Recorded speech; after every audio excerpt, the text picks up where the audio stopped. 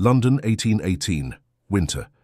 The ballroom of Havisham Manor glittered like 1,000 fallen stars, chandeliers casting their golden light upon silk gowns and tailored coats. The orchestra played a waltz that seemed to pulse with the very heartbeat of high society, measured, elegant, and unforgiving. Here, in this gilded cage of propriety, reputations were forged and destroyed with equal enthusiasm. Clara Beaumont stood at the periphery of the dancing couples, her gloved hands folded carefully before her. She had learned, over the past 3 years, exactly where to position herself, close enough to appear engaged with the festivities, far enough to discourage conversation. Her gown, a modest creation of deep emerald silk, was beautiful in its restraint. She had chosen the color deliberately. It reminded her of the forest beyond her childhood home, a place where judgment did not exist, and where she had once believed in fairy tales. Those days were long behind her now. "Did you see her?" "The audacity of even appearing here," came a voice from behind a nearby fan. Clara did not turn. She had developed an immunity to the poison of whispers, though immunity did not mean the wounds did not still ache. "I heard the Marchioness invited her out of pity. How dreadfully awkward for everyone. They say she practically threw herself at Lord Whitmore. Can you imagine? A gentleman of his standing." Clara's fingers tightened imperceptibly around her reticule. Lord Whitmore. Even now, 3 years after the scandal that had destroyed her, his name could summon the ghost of humiliation. She had been 19, foolish, and desperately in love with a man who had seen her as nothing more than a pleasant diversion.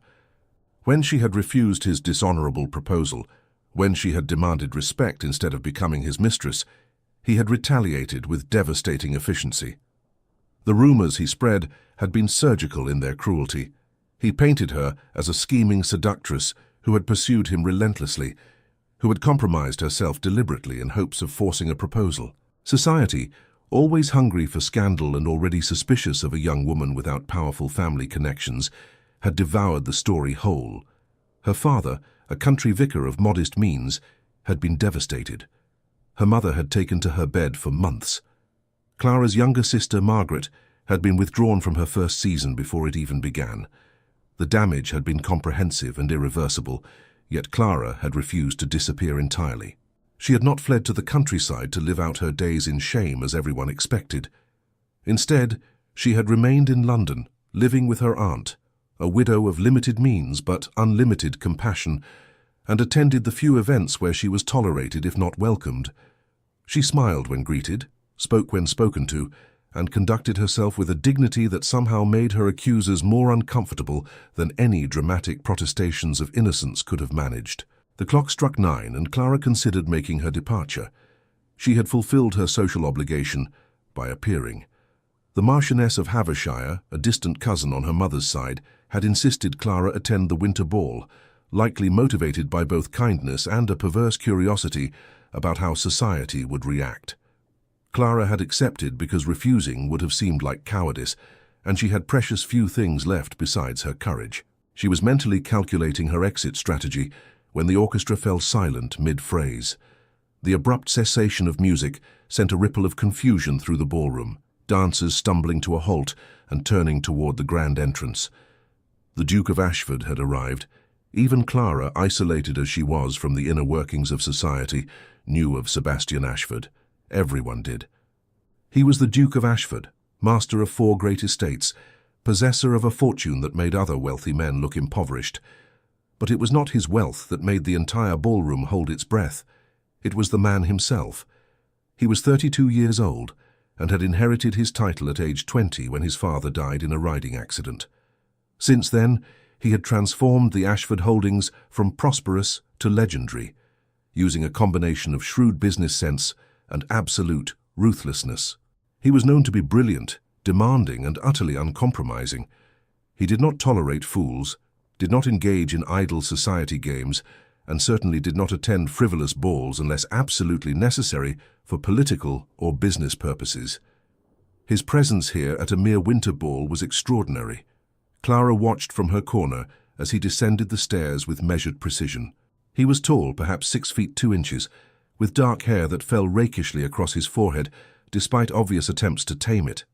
His face was all sharp angles and intensity, high cheekbones, a strong jaw, and eyes so dark they appeared black from a distance. He wore his evening clothes with the ease of someone who had never questioned his right to occupy any space he chose. Behind him came his companions. Lord Nathaniel Crane, his closest friend and notorious rake. Lady Catherine Ashford, the Duke's younger sister and one of the most formidable women in London, and several others of equally elevated rank. They moved through the parted crowd like royalty, which in essence they were. The Marchioness of Havishire rushed forward, her face flushed with the triumph of securing such prestigious guests.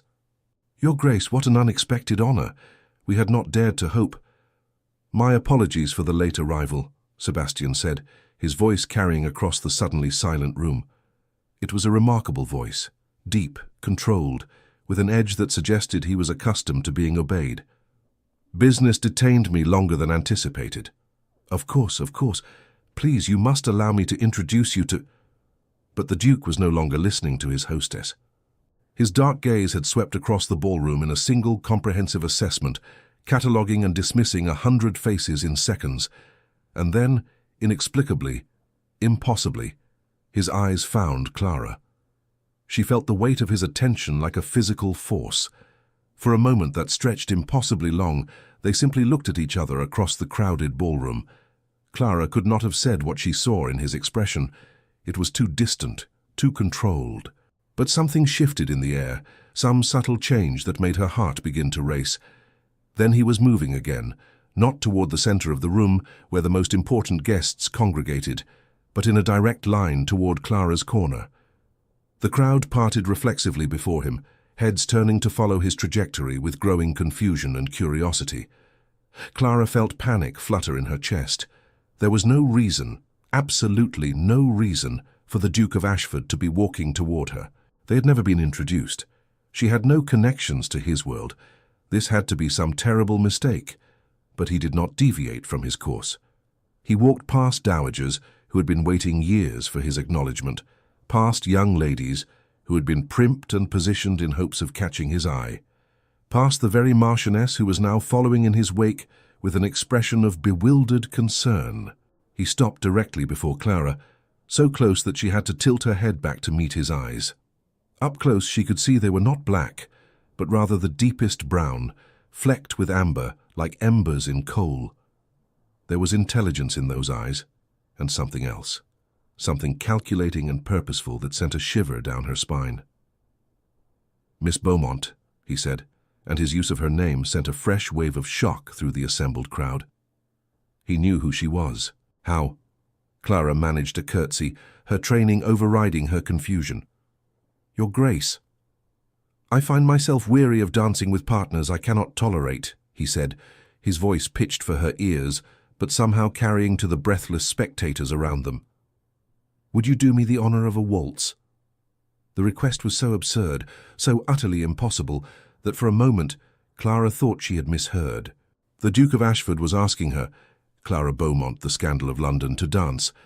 It had to be some elaborate jest, some cruel new torture devised by society's elite. But his extended hand was steady, and his expression betrayed no hint of mockery. "Your Grace," Clara said carefully, acutely aware of every eye upon them. "I fear you may be misinformed about—" "I am never misinformed, Miss Beaumont," he interrupted, a ghost of a smile touching his lips. "I am, however, impatient. Will you dance with me or not?" Behind him, Lady Catherine Ashford stood with an expression of serene satisfaction that suggested this was no mistake. Lord Crane looked openly amused, and the rest of London's finest appeared on the verge of collective apoplexy. Clara looked at the Duke's outstretched hand. She thought of the 3 years of whispers, of small cruelties and grand humiliations. She thought of her father's disappointment and her sister's lost opportunities. She thought of Lord Whitmore and his lies, and of every person in this room who had believed those lies without question. And then she placed her hand in Sebastian Ashford's and let him lead her onto the dance floor. The orchestra, after a moment of stunned delay, resumed playing. Sebastian's hand settled at Clara's waist with proprietary confidence, and they began to move.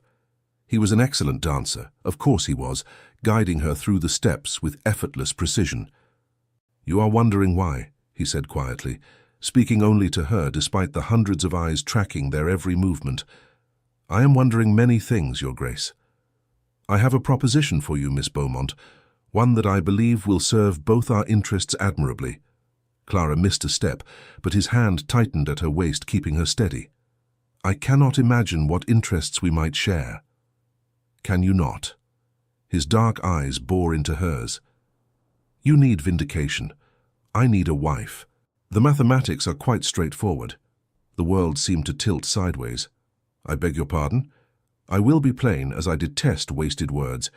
I have decided it is time for me to marry. My sister has been nagging me about securing the succession, and I find her arguments persuasive. However, I have no interest in the simpering debutantes who have been paraded before me for the past decade. They bore me to distraction." "That is hardly my concern, Your Grace." "Indeed not. But here is what should concern you. I am prepared to offer you my hand in marriage, along with all the power and protection that comes with the Ashford name. In return, you will provide me with heirs and manage my household with the intelligence I suspect you possess. More importantly, your acceptance will send a rather clear message to London society about exactly how much I value their opinions of whom I choose to marry." Clara's mind reeled. This was insane. Dukes did not propose to ruined women in the middle of ballrooms. "You know nothing about me." "I know everything about you, Miss Beaumont. I made it my business to know." His expression was matter-of-fact, as if conducting extensive investigations into relative strangers was perfectly normal behavior. "I know that Lord Whitmore is a liar and a scoundrel who destroyed your reputation because you wounded his pride. I know that you have conducted yourself with remarkable grace under circumstances that would have broken lesser souls. I know that you possess both intelligence and fortitude, qualities I value far more than an unblemished reputation or substantial dowry." "Why?" Clara whispered, her voice barely audible over the music. "Why would you do this?" For the first time, something like warmth flickered in Sebastian's eyes. "Because I have spent 32 years playing by society's rules when it suited me, and demolishing those same rules when they proved inconvenient. Because I am tired of pretense and prefer honesty, even when it is uncomfortable. And because I suspect, Miss Beaumont, that you and I are rather more alike than either of us might have anticipated." The waltz was ending, the final notes trailing away. The entire ballroom was frozen in anticipation of what would happen next. Clara's heart hammered against her ribs. This was madness. This was impossible. This was the answer to every prayer she had been too proud to utter. Sebastian's hand tightened on hers. "I will not ask you again, Miss Beaumont. I am not a man who begs, but I am a man who keeps his promises, and I promise you this. If you accept my hand, I will spend every resource at my disposal, ensuring that those who wronged you understand the magnitude of their mistake. You will never again stand in corners at balls. You will never again endure whispered insults. You will be the Duchess of Ashford, and that title carries more power than all the gossip in London combined." Clara looked up at him, at this strange, intense man who had materialized in her life like something from a fever dream. She thought about saying no, about clinging to the last scraps of her pride and her independence. She thought about saying yes, and everything that acceptance would mean. Then, before the entire assembled aristocracy of London, before the whispers and the judgment and the years of accumulated hurt, Sebastian Ashford did something that no one, least of all Clara, had anticipated. He knelt before her. A collective gasp rippled through the ballroom. The Duke of Ashford, possibly the most powerful man in England, was on one knee in the middle of the dance floor, looking up at the woman society had deemed beneath notice. "Miss Clara Beaumont," he said, his voice ringing clear and strong, "would you do me the extraordinary honor of becoming my wife?" For 3 years, Clara had been invisible. For 3 years, she had been nothing more than a cautionary tale, a whispered warning about the dangers of reaching above one's station. For 3 years she had been strong, because she had no other choice. But in this moment, with this impossible man kneeling before her and offering her not just salvation but vengeance, not just protection but power, Clara Beaumont allowed herself to be something she had not been in a very long time. She allowed herself to hope. "Yes," she said, her voice steady, despite the tears threatening at the corners of her eyes. "Yes, Your Grace. I will marry you." Sebastian rose in one fluid motion, and without hesitation, without concern for propriety or audience, he pulled Clara into his arms and kissed her. It was not a gentle kiss. It was a claiming, a declaration, a statement of intent that reverberated through the ballroom like a thunderclap. When he finally released her, Clara was breathless, her cheeks flushed, and the entire room was in chaos. Lady Catherine Ashford began to applaud, a slow, deliberate clapping that was soon joined by Lord Crane and a handful of others brave or politically savvy enough to recognize which way the wind was blowing. The Marchioness looked as though she might faint. The gossips were already spinning their new narratives, reshaping their opinions with the speed of those who understood that power always dictates truth. And Clara, standing in the circle of Sebastian Ashford's arms, felt the weight of 3 years of shame begin to lift from her shoulders. The scandal had not ended. It had transformed. And in that transformation, Clara Beaumont discovered that redemption sometimes arrives in the most unexpected forms. On the arm of a duke who cared nothing for society's rules and everything for his own sense of justice. The morning after the ball, Clara woke in her aunt's modest townhouse convinced she had dreamed the entire extraordinary evening. But the heavy betrothal ring on her finger, a magnificent square-cut emerald surrounded by diamonds, proved otherwise. Sebastian had placed it there himself before departing Havisham Manor, his expression daring anyone to question his choice. Clara was studying the ring when her aunt, Mrs. Violet Hartwell, knocked and entered with a tea tray. Violet was her mother's younger sister, a widow of 50 with kind eyes and a practical nature that had kept Clara grounded through the worst of the scandal. "There are 17 carriages lined up outside our door," Violet announced, setting down the tray with a bemused expression. 17. We haven't had one visitor in 6 months, and now apparently we're the most popular address in London." Clara managed a weak laugh.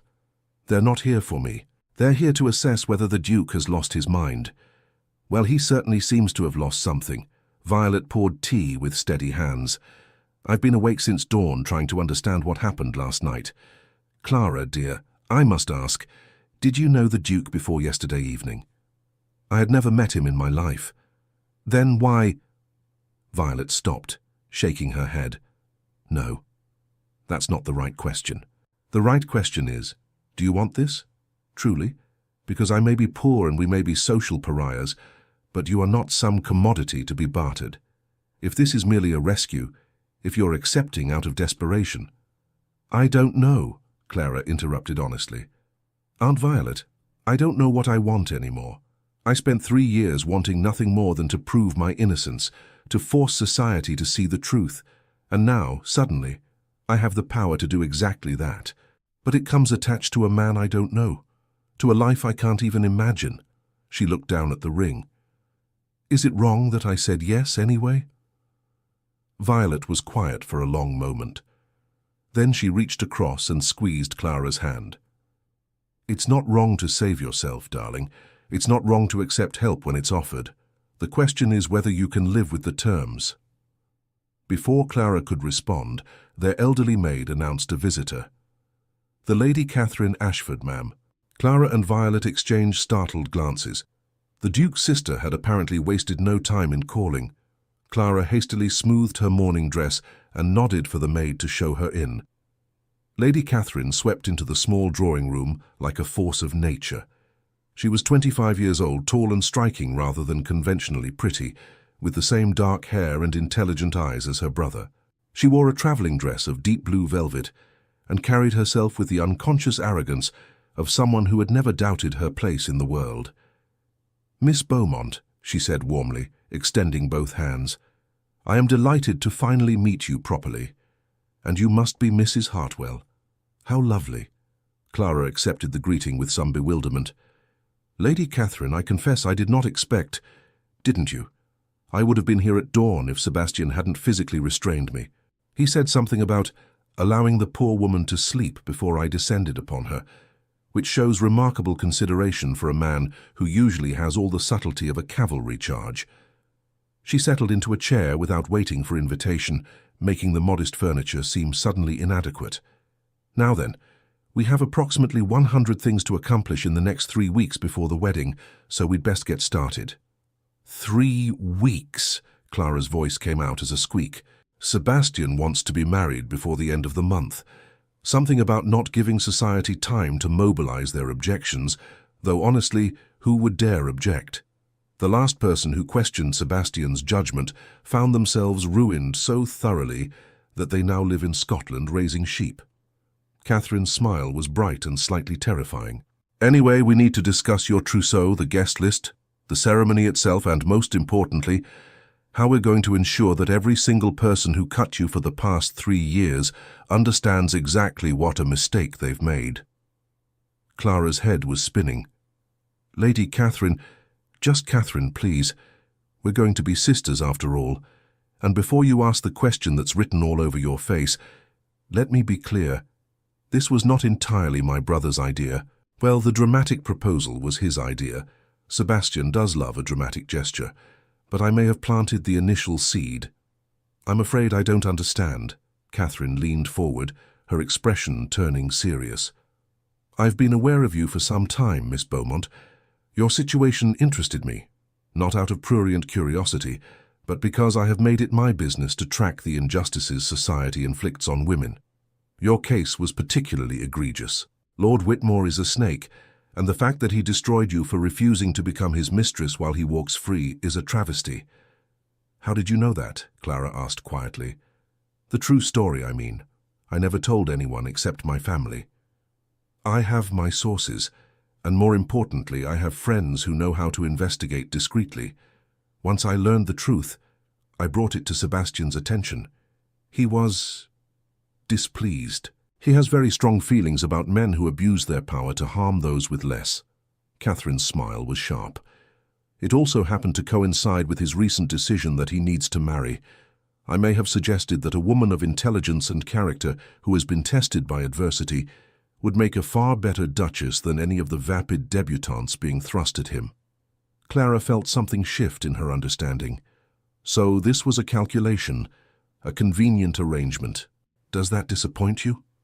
I don't know, Clara said honestly. I suppose I should be grateful for any motivation that results in my salvation. But you were hoping for romance. Catherine's expression softened. Miss Beaumont, Clara, let me tell you something about my brother. Sebastian does nothing without purpose. He is the most deliberate person I have ever known. But he is also loyal to a fault, protective of those he considers his, and possessed of a personal code of honor that would make knights of old seem flexible by comparison. When he decided to marry you, he did so with full knowledge of all the facts. And when Sebastian commits to something, he commits absolutely. That doesn't sound like romance.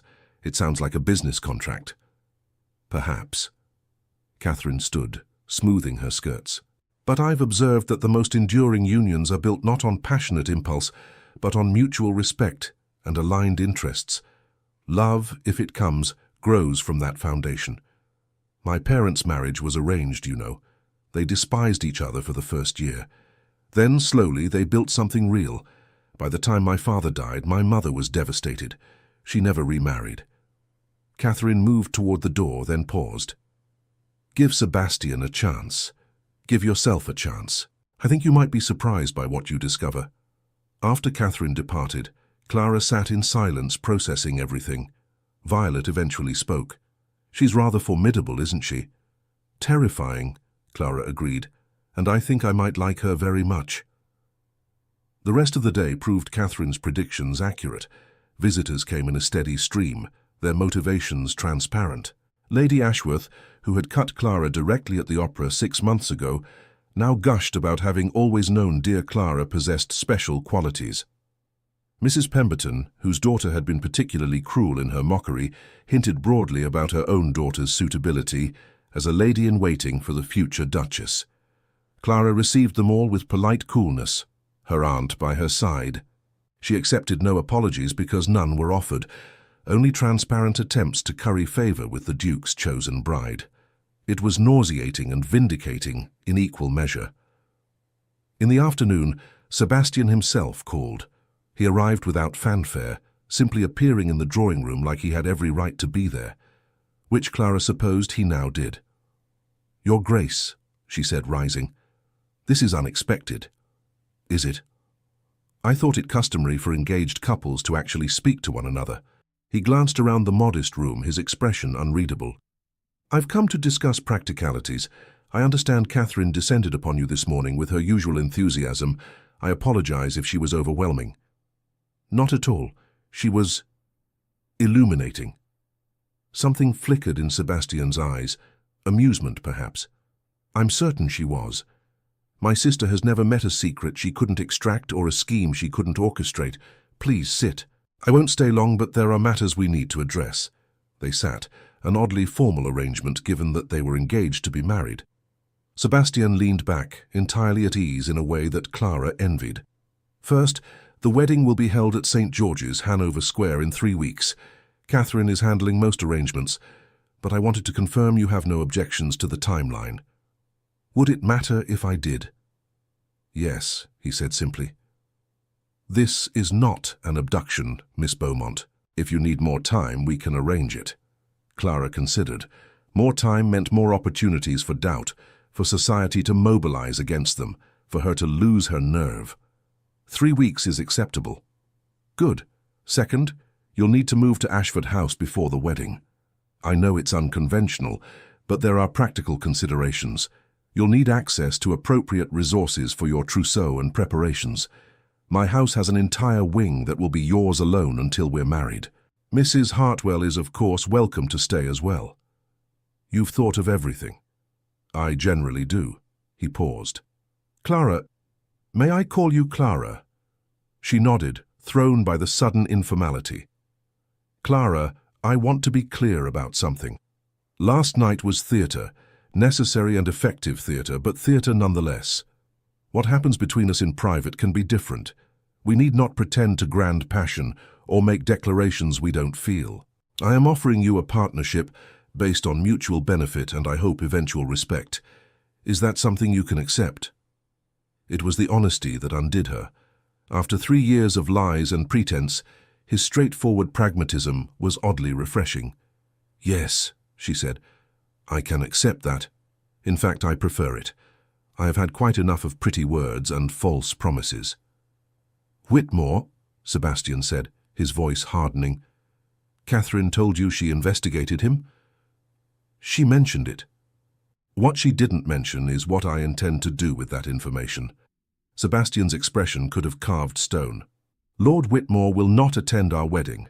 He will not be received at Ashford House or any of my properties, and I have made it known through appropriate channels that any family who wishes to maintain connections to the Ashford interests would be wise to follow suit.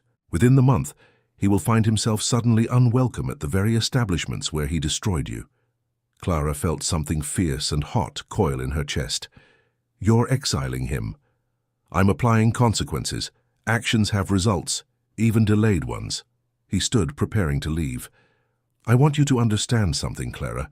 When I say I protect what is mine, I mean it absolutely. You are about to become my Duchess. That means you have the full weight of my power behind you. Anyone who hurt you, anyone who mocked you, anyone who believed lies about you, they will all reckon with that reality very soon." He was at the door when Clara spoke. "Why me, Sebastian? Truly? There are hundreds of women who could give you heirs and manage your household. Why choose someone who comes with so much complication?" He turned back, and for a moment his carefully controlled expression slipped. What Clara saw beneath was unexpected, not calculation, but something rawer, something almost vulnerable. "Because I am tired," he said quietly, "of pretending to be something I'm not. Society expects me to be cold, ruthless, and utterly controlled. They're not wrong, but they're not entirely right either. You, Clara Beaumont, have spent 3 years refusing to pretend. You stood in corners at balls with your head high. You smiled at people who despised you. You didn't hide or break or become bitter. You remained yourself despite everything. That kind of strength is rare. That kind of authenticity is rarer still. I don't want a wife who will perform for society. I want a partner who is real, even when reality is uncomfortable. I want someone who knows exactly what I'm offering and chooses it with clear eyes." He paused. Is that honest enough for you?" Clara found she couldn't speak past the sudden tightness in her throat. She simply nodded. Sebastian nodded back, a sharp, definitive motion. "Good. I'll send a carriage tomorrow to move you to Ashford House. Catherine will undoubtedly have 17 new crises to manage by then." A hint of a smile. "Welcome to the family, Clara. I suspect we're going to make each other quite interesting." And then he was gone, leaving Clara staring at the closed door and trying to understand the strange, terrifying, exhilarating turn her life had taken.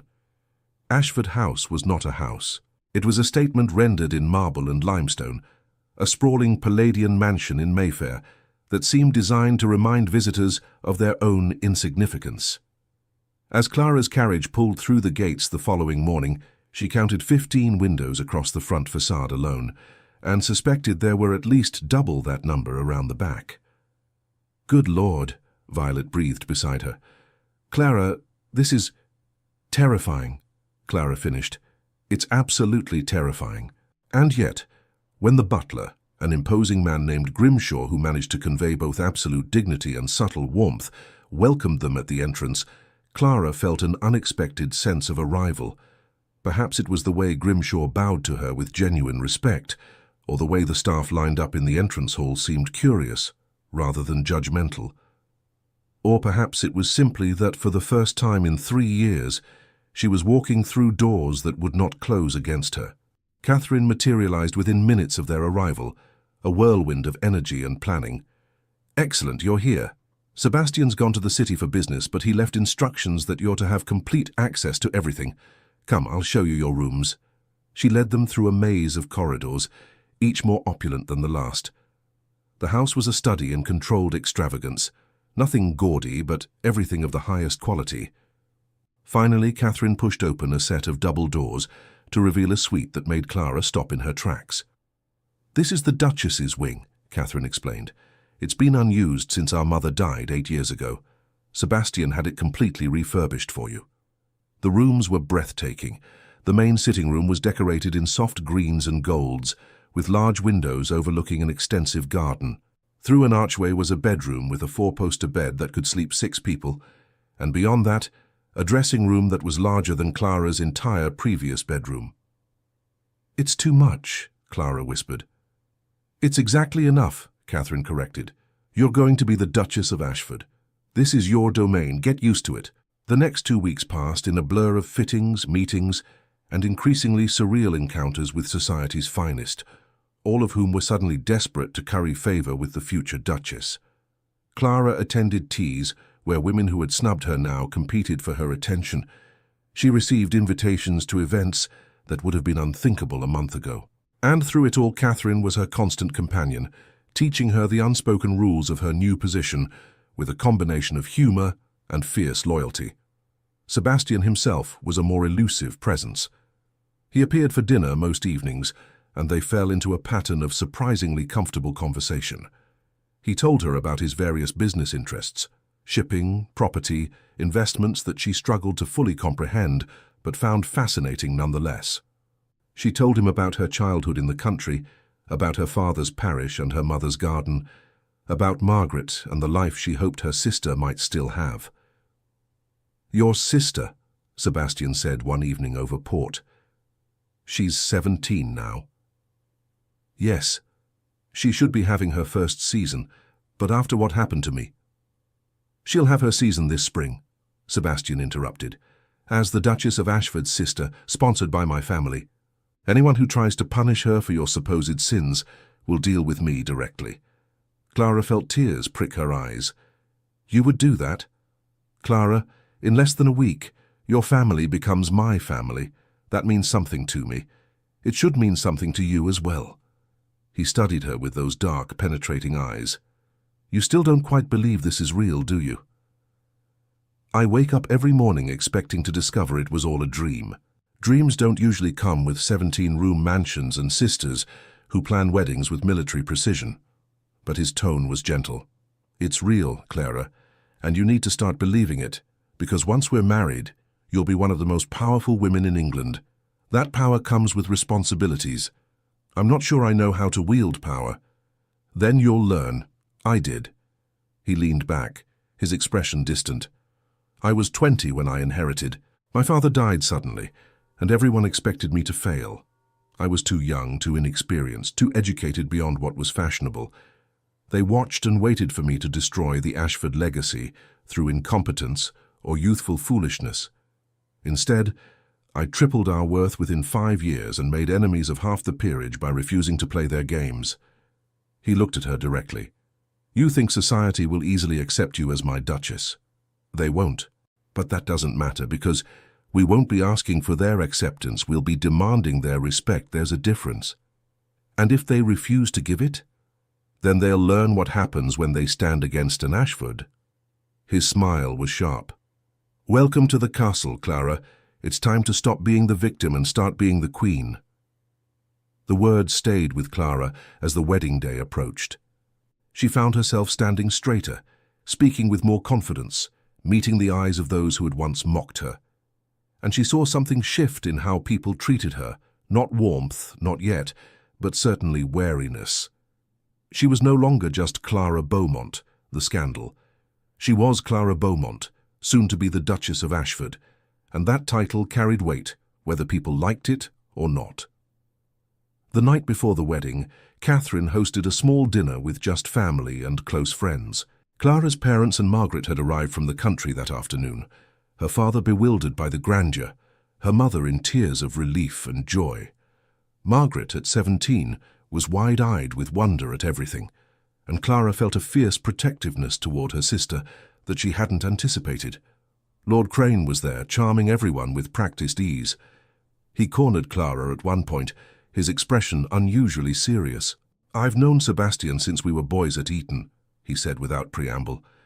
"I've seen him in business negotiations that would make lesser men weep. I've watched him face down opponents in Parliament who thought they could intimidate him. I've never, in 15 years of friendship, seen him uncertain about anything." He paused, studying her. "Until you." Clara blinked. "I don't understand." "He's nervous, Miss Beaumont. He's been pacing his study like a caged lion, second-guessing every decision, asking Catherine and me a dozen times if he's done the right thing. Sebastian, the man who once bought an entire shipping company out of spite because someone suggested he couldn't." Crane smiled. "What I'm saying is this. Whatever this arrangement started as, it's become something more for him. I thought you should know that before you walk down the aisle tomorrow." Before Clara could respond, Sebastian himself appeared, his eyes immediately finding her across the room. For a moment their gazes held, and Clara felt something flutter in her chest that had nothing to do with gratitude or pragmatism. "Tomorrow," Crane said softly, then slipped away, leaving Clara standing alone with her tumultuous thoughts. St. George's, Hanover Square, was filled to capacity. Clara hadn't expected such a crowd, but Catherine had explained that half of London would attend simply to witness what they saw as either a romantic fairy tale or a scandalous spectacle, and no one wanted to miss either option. Clara stood in the vestibule, her reflection in the mirror showing a stranger. Her wedding gown was a masterpiece of ivory silk and Belgian lace, created by the finest modiste in London. Her dark hair was dressed with pearls and orange blossoms. She looked, she thought with some detachment, like she belonged in this world, like she had been born to wear silk and jewels instead of serviceable muslin and modest ribbons. "You're the most beautiful bride I've ever seen," Margaret said, tears streaming down her young face. "Oh, Clara, I'm so happy for you." "Don't cry, darling. You'll make me cry too." Clara squeezed her sister's hands. "Are Mama and Papa seated?" "Yes, in the front row. Papa looks like he's attending a state execution rather than a wedding. He's so overwhelmed. Mama keeps dabbing her eyes." Margaret laughed. "The Duke sent them a carriage, Clara, with the Ashford crest on it. Papa nearly fainted." Before Clara could respond, Catherine swept in, resplendent in deep purple silk. "It's time. Are you ready?" Was she ready? To marry a man she barely knew? To become a duchess overnight? To face the entire society that had spurned her and claim her place among them with her head held high? "Yes," Clara said, and meant it. "I'm ready." The music began, and Clara walked down the aisle on her father's trembling arm. The church was a sea of faces, some curious, some envious, some genuinely happy. She saw Lord Whitmore near the back, his expression murderous. Sebastian's doing, no doubt, forcing his attendants to witness his own defeat, but Clara had eyes only for the man waiting at the altar. Sebastian stood tall and impossibly handsome in his formal attire, his dark eyes fixed on her with an intensity that made her breath catch. As she drew closer, she saw something in his expression that made her pulse race. Not just attraction, though that was certainly there, but something deeper, something that looked almost like wonder. When her father placed her hand in Sebastian's, the Duke's fingers closed around hers with gentle firmness. "You're shaking," he murmured, low enough that only she could hear. "So are you," she replied, and saw surprise flicker across his face, followed by the ghost of a smile. The ceremony itself passed in a blur of words and promises. Clara heard herself making vows that would bind her life to this man's forever, and she did not hesitate. When the vicar pronounced them husband and wife, Sebastian's kiss was different from the one at the ball, softer, more tentative, almost questioning. Clara found herself kissing him back with a fervour that surprised them both. The wedding breakfast at Ashford House was a glittering affair attended by 300 guests.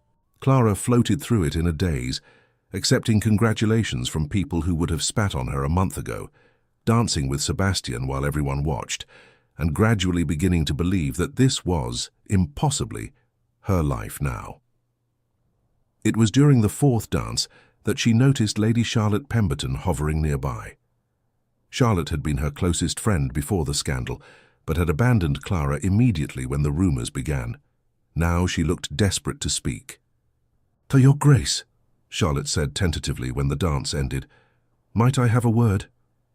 Clara glanced at Sebastian, who gave her a slight nod before stepping away. She followed Charlotte to a quieter corner of the ballroom. "I wanted to apologize," Charlotte began, her words tumbling out. "For my behavior these past 3 years. I was cruel and cowardly, and I have regretted it every day. I should have stood by you. I should have believed you. I'm so terribly sorry." Clara studied her former friend, seeing genuine remorse in her eyes. Part of her wanted to be magnanimous, to accept the apology and move forward.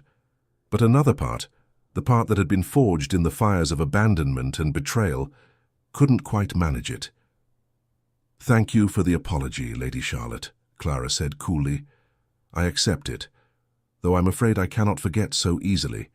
You abandoned me when I needed friends most. That's not something that can be repaired with pretty words." Charlotte's face crumpled. "I understand. I just wanted you to know—" "I know," Clara interrupted, not unkindly.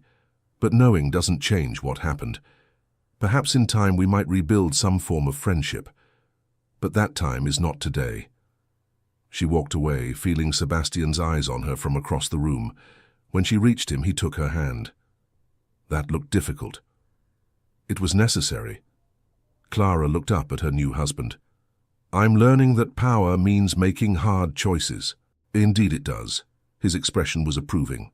"Come, it's time we escaped our own wedding." They slipped away from the breakfast under Catherine's knowing eye, taking a carriage to what Sebastian explained was his private estate just outside London. The house, more of a manor really, was set in rolling countryside far from the noise and judgment of society.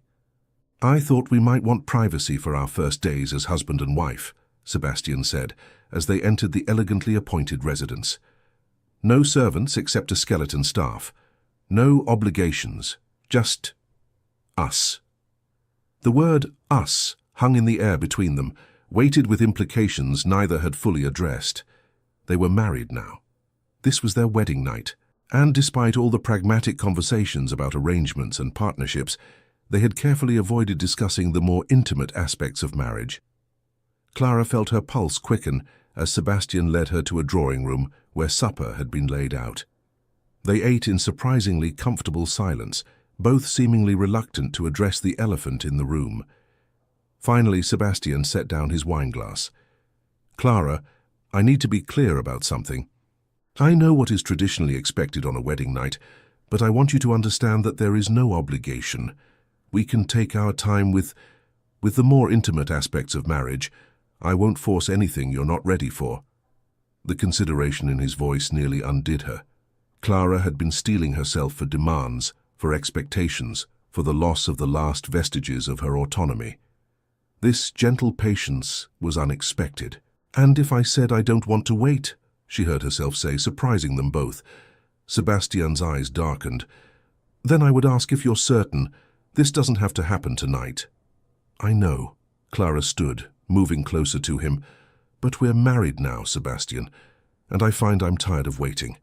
I've spent 3 years in a kind of limbo, neither fully ruined nor fully respectable. I don't want to spend my wedding night in another form of limbo. I want to be your wife. Truly." He rose to meet her, his hand coming up to cup her face with surprising tenderness. "You're certain?" "I'm terrified," she admitted, "but I'm certain." Sebastian kissed her then, not with the performative passion of their public kisses, but with a slow, building intensity that made her knees weak. He pulled back long enough to say, "Then let me show you what it means to be cherished, Clara. Not claimed, not conquered, cherished." And in the privacy of their wedding night, away from society's eyes and expectations, Clara Beaumont discovered that marriage to Sebastian Ashford might contain something she had never dared hope for. Not just safety or vindication, but genuine connection. The first month of marriage passed in a haze of adjustment and revelation. Clara learned to navigate the complexities of managing a household with 17 servants, to host dinners for politicians and business associates, to walk into rooms and command respect through title alone. It was intoxicating and exhausting in equal measure. Sebastian proved to be an attentive husband in ways Clara hadn't anticipated. He included her in discussions about estate management, sought her opinion on business matters, and seemed genuinely interested in her thoughts on everything from politics to philosophy. Their nights were passionate, their days filled with the kind of partnership Clara had never imagined possible.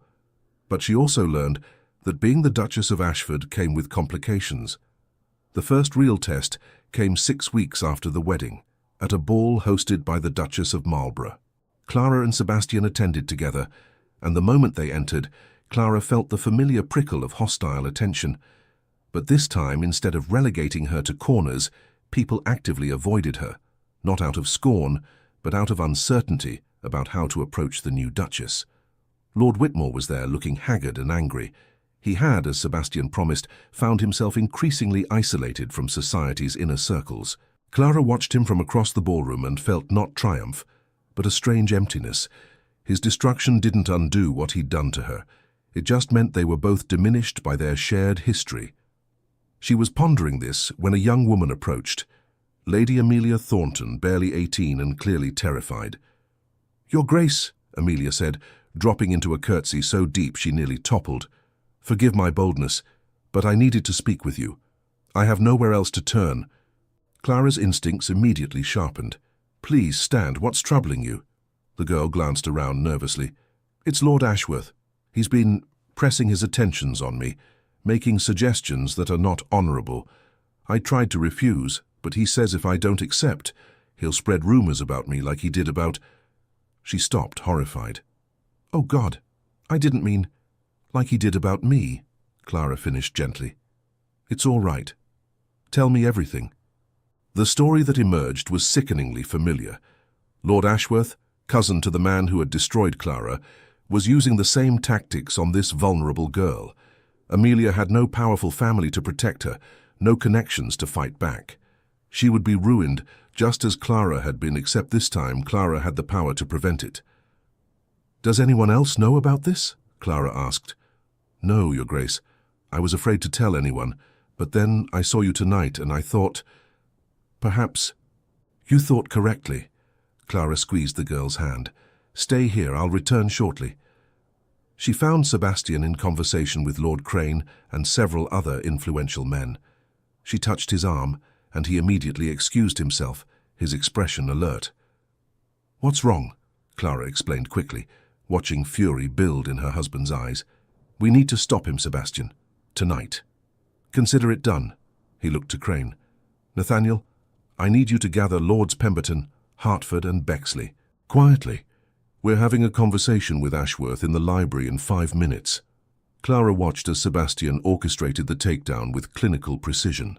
Within the hour, Lord Ashworth had been confronted by 5 of the most powerful men in England, presented with evidence of his predatory behavior, evidence that Sebastian's investigator somehow procured within minutes, and given a choice: retire to his country estate and never return to London, or face complete social and financial destruction. He chose retirement. Later, as their carriage rolled through the dark streets toward home, Clara studied her husband. "You had that evidence prepared. You were already investigating him." "I investigate everyone who operates the way Ashworth does." Sebastian's voice was matter-of-fact. "Men who prey on vulnerable women are a particular interest of mine. I've destroyed 7 such men since I inherited my title. Ashworth would have been the 8th regardless of tonight. Lady Amelia simply accelerated the timeline." 7? Men like Whitmore and Ashworth are a disease in society. They rely on silence and shame to protect them. I make it my business to remove that protection. He looked at her directly. "Does that disturb you? That your husband actively works to ruin people?" Clara considered the question seriously. A month ago, she might have been disturbed, but now, having tasted power and understood its applications, she found she was not. "No," she said slowly. "I think it makes you dangerous. But perhaps society needs more dangerous men who aim their weapons in the right direction." Sebastian smiled, a rare, genuine expression that transformed his usually austere face. "Exactly. The powerful have a responsibility to protect those who cannot protect themselves. Most of them forget that. I choose to remember." "Then I'm glad I married you," Clara said, and meant it more than she had on their wedding day. But the incident with Lord Ashworth opened Clara's eyes to a larger truth. Power was not simply about social position or wealth. It was about choice, about agency, about the ability to act rather than simply react. And she wanted more of it. She began attending Sebastian's business meetings, initially just observing, but gradually she started contributing ideas, particularly regarding properties and investments. She had a sharp eye for detail and an intuitive understanding of people that complemented Sebastian's more analytical approach. Within 2 months he was consulting her regularly, and within 3 she had orchestrated her first independent investment, purchasing a failing textile mill and implementing reforms that made it profitable while also improving conditions for the workers. "You're not what I expected," Sebastian told her one evening as they reviewed financial documents in his study. "What did you expect?" "Someone content to simply be the Duchess, to host parties and wear beautiful gowns and exist as an ornament." He set down his pen, his expression thoughtful. "Instead, I find I've married a woman who is systematically building her own empire within my empire. It's rather magnificent to watch." Clara felt warmth spread through her chest. "Does it bother you that I want more than just the title?" "Bother me?" "Clara, it's one of the things I admire most about you. You could have accepted rescue and lived comfortably in my shadow. Instead, you're stepping into your own light." He stood, moving around the desk to pull her to her feet. "Though I confess, watching you negotiate with hardened businessmen while maintaining perfect Duchess composure is intensely attractive." "Is it?" Clara smiled up at him. "How attractive?" "Attractive enough that these documents can wait until morning," Sebastian murmured, before claiming her mouth in a kiss that made her forget all about textile mills and investments. Spring brought Margaret's season, and with it a test Clara hadn't anticipated. Margaret was a success, beautiful, charming, and under the Ashford protection, highly sought after. But with success came danger. It was at a garden party that Clara noticed Lord Edmund Carstairs paying particular attention to her sister. Carstairs was handsome, wealthy, and well-connected.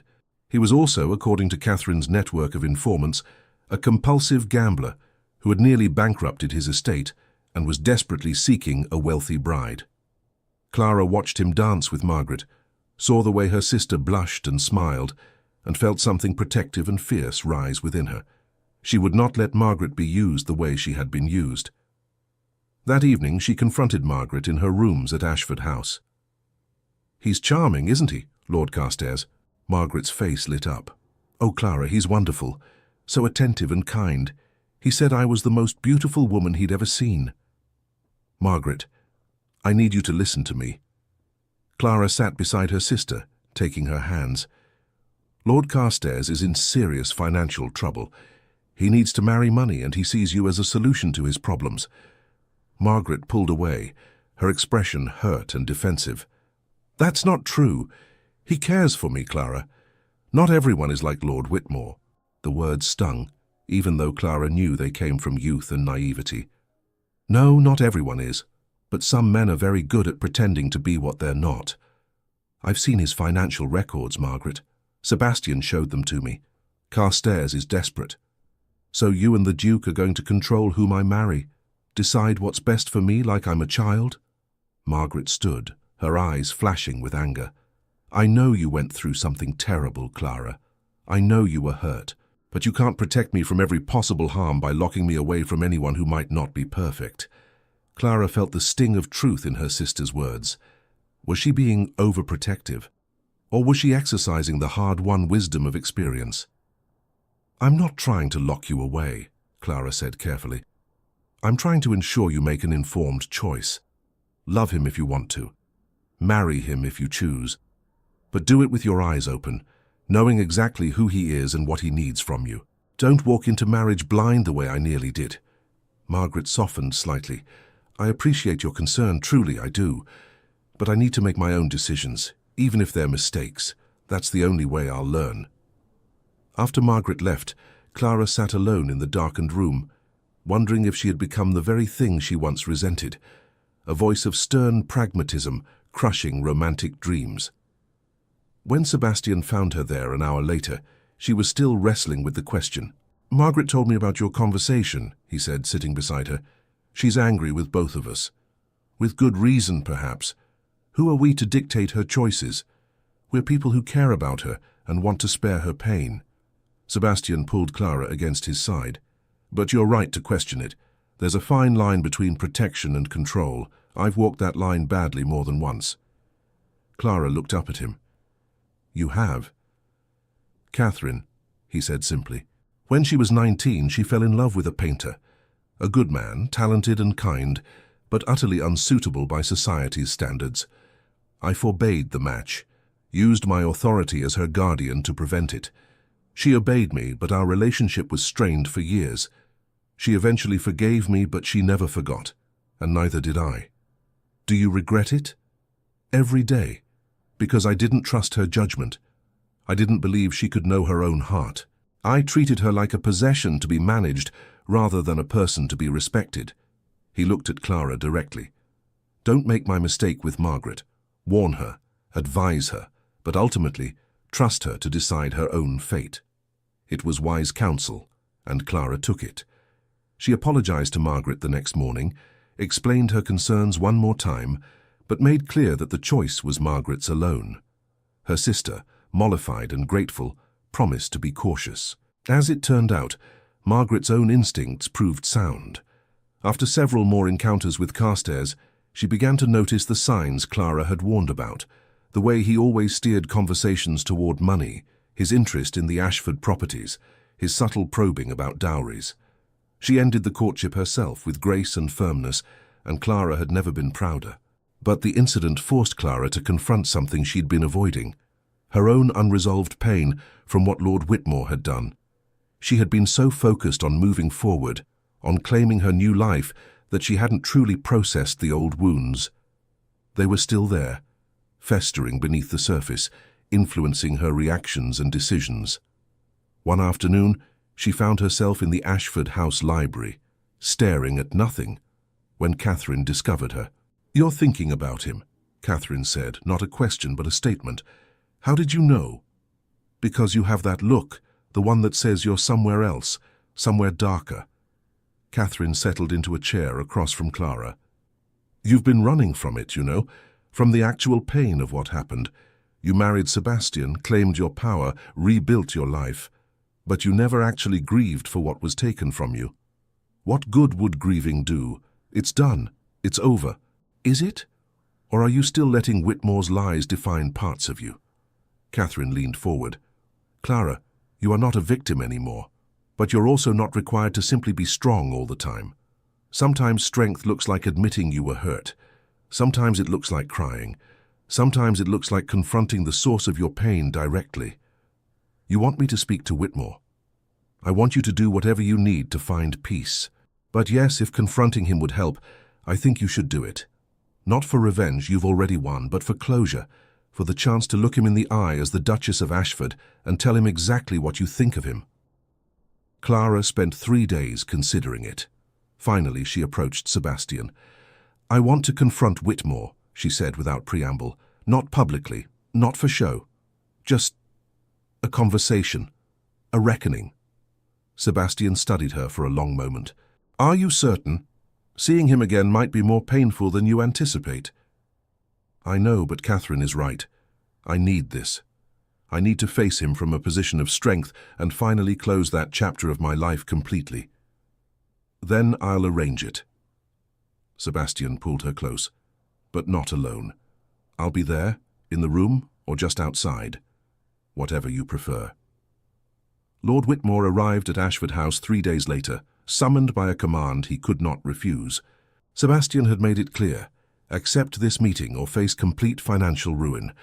Whitmore, already teetering on the edge of social exile, had no choice but to comply. Clara received him in the drawing room, with Sebastian standing silently by the window. She had dressed carefully for this, a gown of deep blue silk that made her look every inch the Duchess. She wore the Ashford sapphires at her throat. She was armoured in power and position. Whitmore looked diminished. 3 months of social isolation had taken their toll. He was still handsome, but there was a haggardness to him now, a desperate edge. Your Grace, he said stiffly, unable to even meet her eyes. Lord Whitmore. Clara's voice was calm, controlled. Do you know why you're here? I assume to witness your triumph. There was bitterness in his voice. To see how far you've risen while I've fallen. No, Clara said. You're here because I need to say something to you. Something I should have said 3 years ago but didn't, because I was too hurt and too young to find the words. She stepped closer, and finally he looked at her. What she saw in his eyes surprised her. Not defiance or hatred, but shame. What you did to me, Clara continued, her voice steady, was cruel and cowardly. You punished me for having the audacity to demand respect. You destroyed my reputation because I refused to compromise my dignity. And you did it so easily, so carelessly, because you knew society would believe you over me. You knew no one would question a lord's word against a nobody's daughter. Miss Beaumont, Duchess, Sebastian corrected coldly from the window. Duchess, Whitmore amended, swallowing hard. I was angry. You rejected me. No one rejects me. So you decided to ruin me? Clara shook her head. Here's what I want you to understand, Lord Whitmore. For 3 years I lived with the consequences of your lies. I watched my family suffer. I stood in corners at balls and smiled while people whispered about me. I endured isolation and judgment and cruelty, and it nearly broke me. She paused, letting the weight of those words settle. But it didn't break me. And that's what I need you to know. You tried to destroy me, and you failed. I am stronger now than I was before you tried to crush me. I am happier. I am more powerful.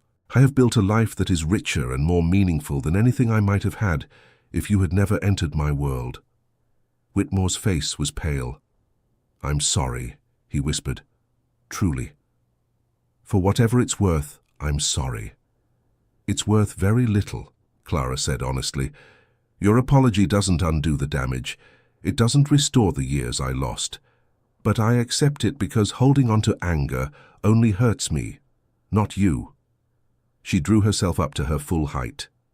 You are dismissed, Lord Whitmore. I don't expect we'll meet again. And if we do, I will acknowledge you politely and then forget you exist, because you no longer have any power over me. You are nothing but a bad memory that I am choosing to leave behind. Whitmore left without another word, and Clara stood in the center of the drawing room, feeling something shift inside her. Not happiness, exactly, but something close to peace. Sebastian crossed to her immediately, pulling her into his arms. How do you feel? Lighter, Clara said, surprised by the truth of it. I feel lighter. Good. He kissed her forehead. Because you deserve to be free of him in every way that matters. That night, for the first time since the scandal began 3 years ago, Clara slept without nightmares.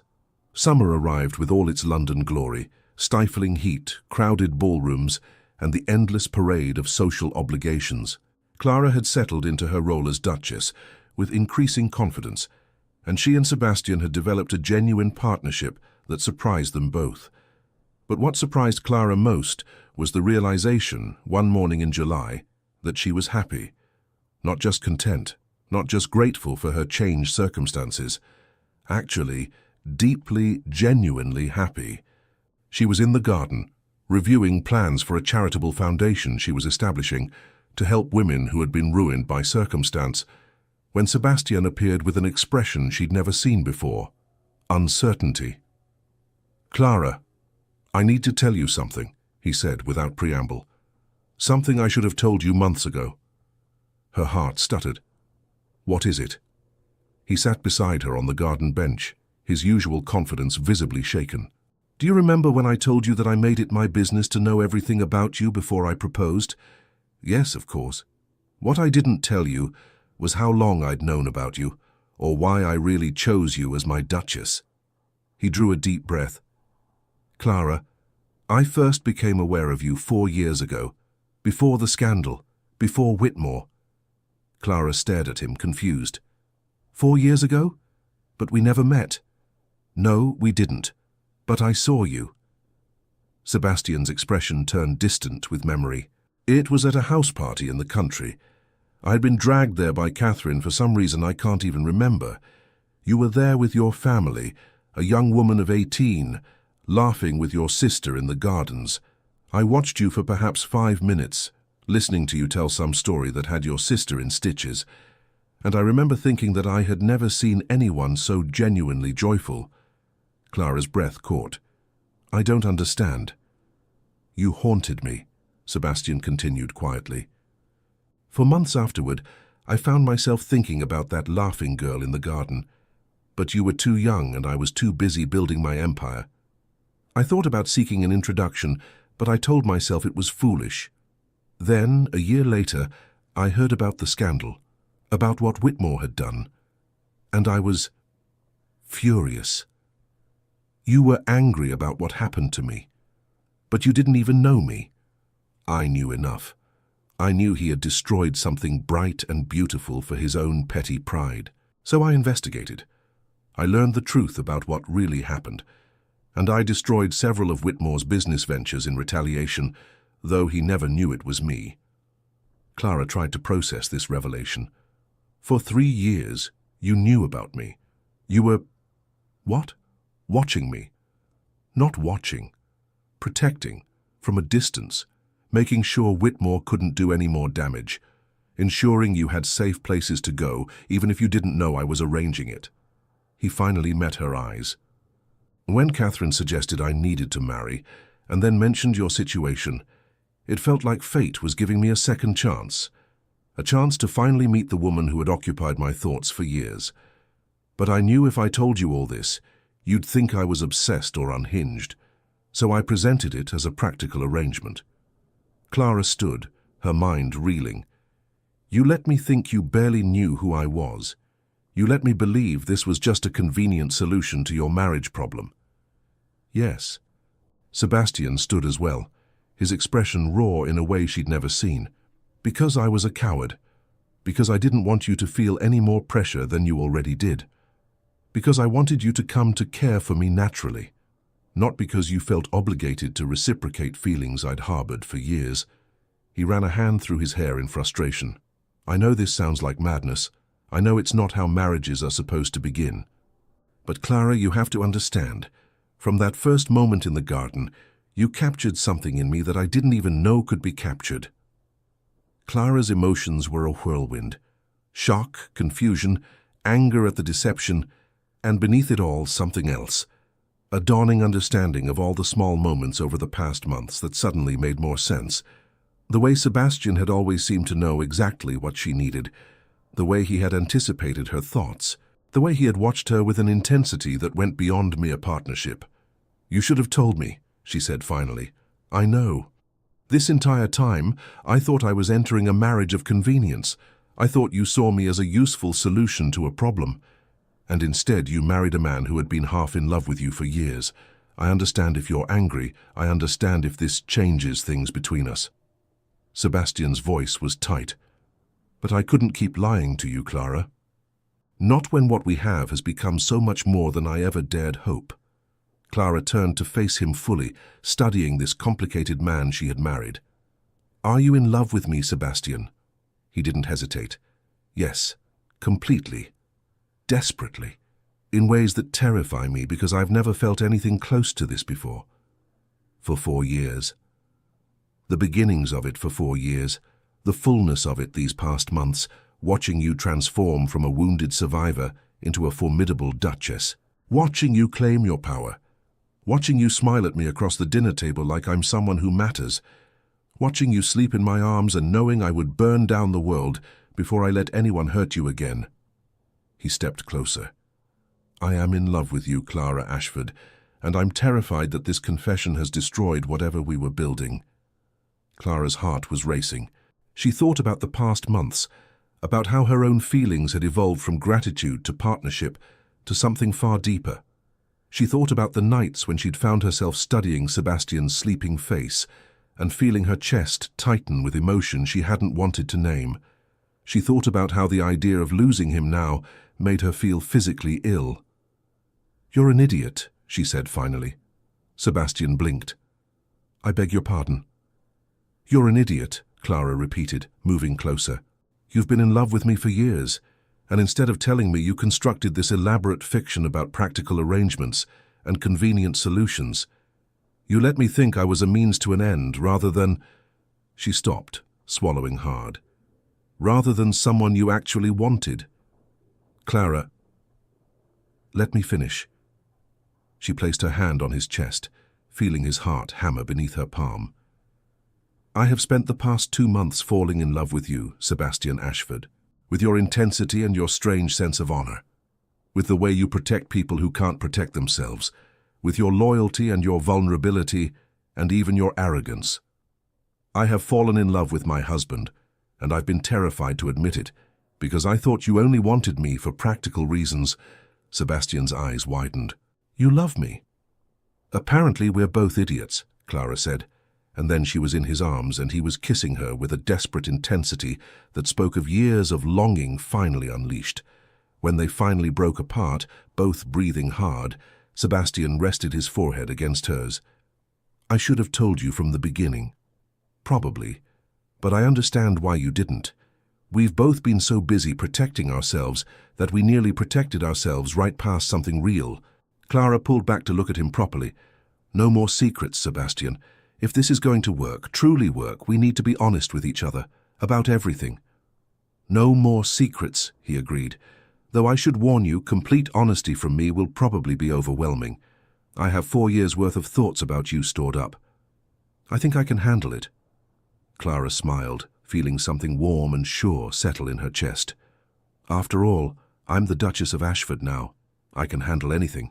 The revelation about Sebastian's long-standing feelings should have made everything perfect. In many ways it did. Their partnership deepened into genuine intimacy, their conversations became richer, and the physical aspect of their marriage took on new dimensions now that both admitted their emotions. But life, as Clara was learning, was never simple. The trouble began in September, when news reached London that Lord Whitmore had been found dead in his country estate. The official report called it an accident, a fall down the stairs while intoxicated. But rumors immediately began to circulate that it was suicide, brought on by his complete social and financial collapse. Clara received the news while at breakfast with Sebastian and Catherine. Her first reaction was shock, followed swiftly by something she didn't expect. Guilt. "He's dead, because of us," she said quietly, setting down her tea with trembling hands. Sebastian's expression was carefully neutral. "He's dead because of his own choices. We didn't force him to drink himself into a stupor. We didn't push him down those stairs. But we destroyed his life. We isolated him, ruined him financially, took away everything he had. We held him accountable for his actions, Catherine interjected firmly. Clara, you cannot shoulder responsibility for what Whitmore did to himself. He had choices at every step. He could have apologized genuinely. He could have changed his behavior. He could have accepted the consequences of his actions with dignity. Instead, he spiraled. That's not on you. But the guilt remained, a heavy weight in Clara's chest. She had wanted vindication, had reveled in Whitmore's fall, but she had never wanted him dead. The victory suddenly felt hollow, tainted by tragedy. The Ton, of course, had opinions. Some whispered that the Duke and Duchess of Ashford had blood on their hands. Others argued that justice had been served, albeit harshly. The scandal that had once centered on Clara now expanded to encompass Sebastian's methods of retribution. It was Lord Pemberton who delivered the most damaging blow. At a dinner party 2 weeks after Whitmore's death, he stood and addressed the assembled guests with the self-righteous fervor of a man who had found a cause. We must ask ourselves, Pemberton intoned, whether we want to live in a society where one man, no matter how powerful, can destroy another completely. The Duke of Ashford has become judge, jury, and executioner. Who among us is safe from his wrath if we displease him? Who is safe from the vendetta of his Duchess, no matter how justified her initial grievance? The words were calculated poison, designed to turn the tide of opinion. And to Clara's horror, she saw them take root. Conversations became hushed when she and Sebastian entered rooms. Invitations, while not withdrawn, carried a new tension. The Duke and Duchess of Ashford were powerful, yes, but were they dangerous? Sebastian's response was characteristically direct. He held a private meeting with the most influential members of Parliament and the peerage, laying out in precise detail every man he had destroyed and why. Each case involved abuse of power, predatory behavior, or corruption. He presented documentation, witness statements, evidence that painted a picture not of random vendetta, but of systematic justice. If you take issue with my methods, Sebastian told them coolly, then I suggest you do better at policing your own ranks. I take action because society fails to. The day you begin holding men accountable for their crimes against the vulnerable, I will gladly step back. Until then, I will continue to be what I have always been, a threat to those who deserve threatening. The meeting ended with grudging respect from some, continued suspicion from others. But Sebastian had made his position clear. He would not apologize for protecting the powerless, even if his methods made the powerful uncomfortable. For Clara, however, the situation was more complicated. She found herself questioning not just Whitmore's death, but her own transformation. Had she become so focused on power that she had lost sight of mercy? Had her desire for vindication made her cruel? She was wrestling with these questions in the Ashford House library when Margaret found her. "You're torturing yourself," Margaret said without preamble, settling beside her sister. "I can see it. A man is dead, Margaret, partially because of actions Sebastian and I took. A man is dead because he was a coward and a villain who couldn't face the consequences of his own behavior." Margaret's voice was surprisingly firm. "Clara, I was there. I saw what Whitmore's lies did to you, to our family. I watched Mama cry herself to sleep for months. I watched Papa age 10 years in one. I saw you stand in corners at balls with your head held high, while people who should have known better whispered cruel lies. Don't romanticize Whitmore now that he's dead. He was not a victim. He was a perpetrator who finally faced justice. But does justice include destruction? Does it include making someone's life so unbearable that death seems preferable?" Margaret considered this carefully. "I don't know, but I know this. You and Sebastian didn't invent the rules of this society. You're just playing by them more effectively than others do. If that makes the powerful uncomfortable, perhaps that's exactly what needs to happen." Her sister's words echoed in Clara's mind for days, and gradually she came to a difficult truth. She could acknowledge the tragedy of Whitmore's death without taking full responsibility for it. She could feel regret without feeling guilt. She could be both compassionate and strong, both merciful and unwilling to tolerate injustice. But the public controversy had taken its toll. Sebastian became quieter, more withdrawn. He spent long hours in his study, poring over business documents with an intensity that suggested he was trying to outrun his thoughts. Clara recognized the behavior because she had done the same thing years ago, throwing herself into activity to avoid confronting pain. One evening, she entered his study without knocking and simply stood there until he looked up. "You're drowning," she said quietly, "and I'm not going to let you." Sebastian leaned back, exhaustion written in every line of his face. "I'm fine, Clara." "You're not. You're carrying the weight of Whitmore's death like it's your personal failure. You're second-guessing every decision you've made, and you're shutting me out in the process." "I'm not." "You are." Clara moved around the desk to stand beside him. "Sebastian, we promised each other honesty. So here's my honesty.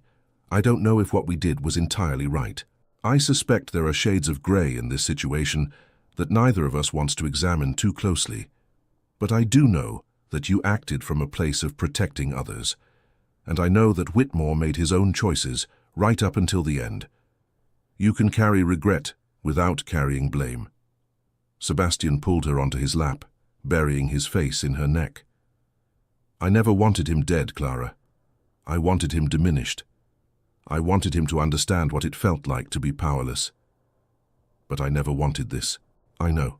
Neither did I." They sat in silence for long minutes, drawing comfort from each other's presence. Finally, Sebastian spoke again. "Perhaps we went too far. Perhaps my methods are too harsh. But I don't know how else to create change in a system that protects men like Whitmore. If I soften, if I show mercy too soon, then other predators learn they can act with impunity as long as they're patient enough to wait out the consequences." "Then maybe the answer isn't to soften," Clara said slowly, an idea forming. "Maybe the answer is to build something better, something that doesn't rely solely on your personal intervention."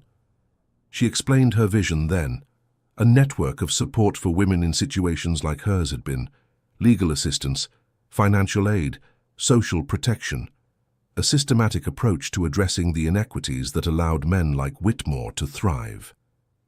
"We can't change society overnight," Clara continued, "but we can create structures that make it harder for the vulnerable to be exploited. We can use our power not just to punish wrongdoers, but to prevent wrongs from occurring in the first place." Sebastian looked at her with something like awe. "You're proposing we revolutionize social welfare. I'm proposing we do what we've always done, refuse to accept injustice simply because it's traditional." Clara smiled. "What do you say, Your Grace? Shall we build an empire of protection rather than just destruction?" "With you?" Sebastian cupped her face in his hands. "I'd build anything." They spent the next weeks laying groundwork for what would become the Ashford Foundation, a charitable organization with unprecedented scope and resources.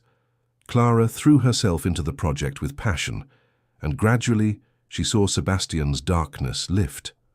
Purpose, they both discovered, was the best antidote to guilt.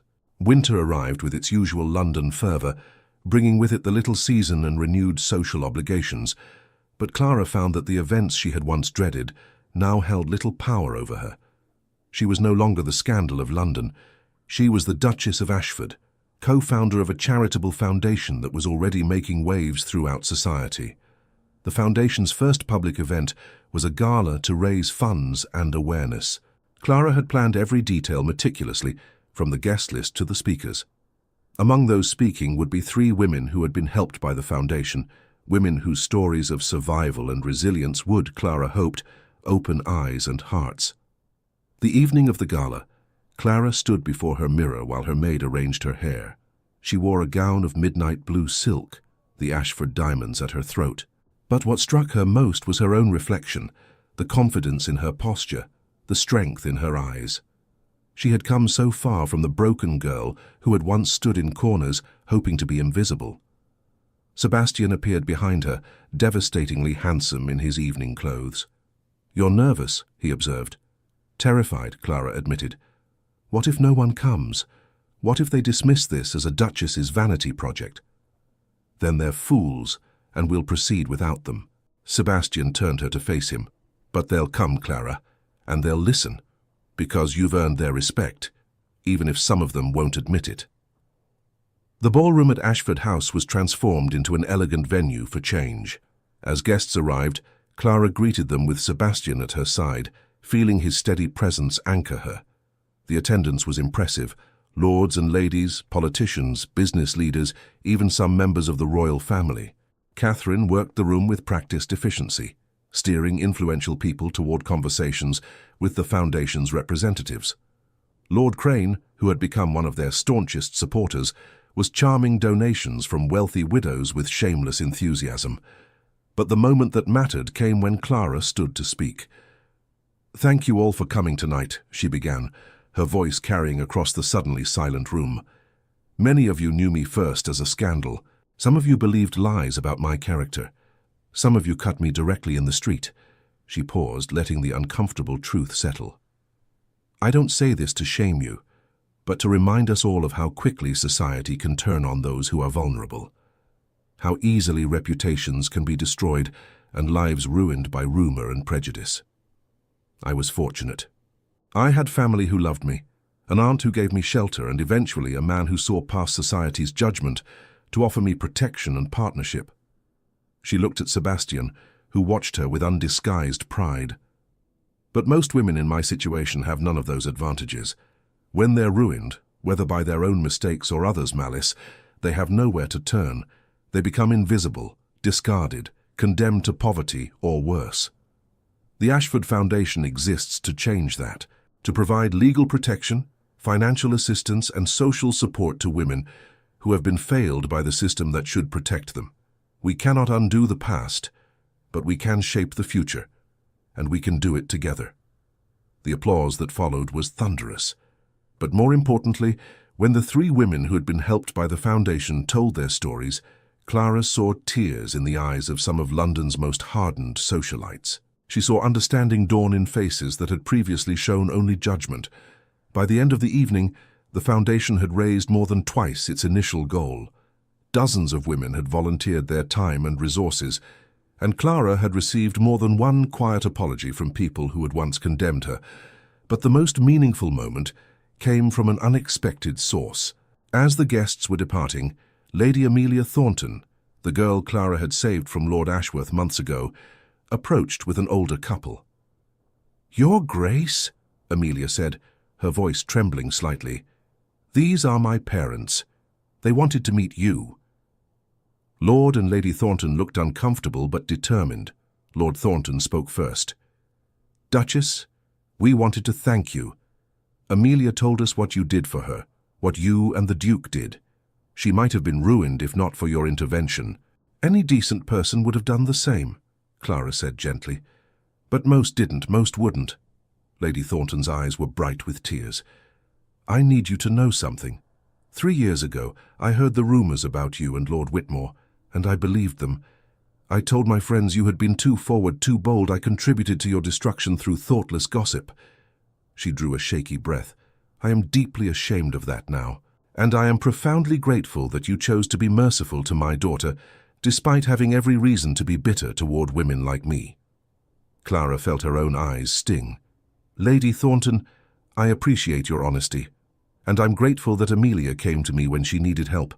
That's what the Foundation is for, to ensure that no woman has to face such situations alone."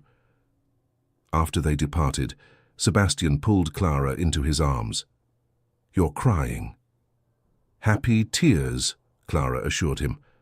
I never thought I'd hear an actual apology, a real acknowledgement of wrongdoing. You're changing the world, Clara Ashford, one heart at a time." The success of the gala was just the beginning. Over the following weeks, the Foundation's work expanded rapidly. Clara found herself busier than ever, conducting interviews, reviewing cases, making decisions that affected real lives. It was exhausting and exhilarating in equal measure. But amidst all the activity, Clara also discovered she was pregnant. The realization came one December morning when she found herself inexplicably nauseated by the smell of breakfast. The physician confirmed what she had suspected, and Clara sat in her chambers, hands pressed to her still flat stomach, trying to comprehend the magnitude of this new development. She was going to be a mother. She was going to bring a child into this complicated, beautiful, sometimes cruel world. And unlike her own mother, who had raised Clara in relative innocence before scandal struck, Clara would raise her child with full knowledge of society's capacity for both kindness and cruelty. When she told Sebastian that evening, his reaction was everything she could have hoped for. He swept her into his arms with uncharacteristic lack of composure, his face buried in her hair, his voice rough with emotion. "A child," he said wonderingly. "Clara, we're going to have a child."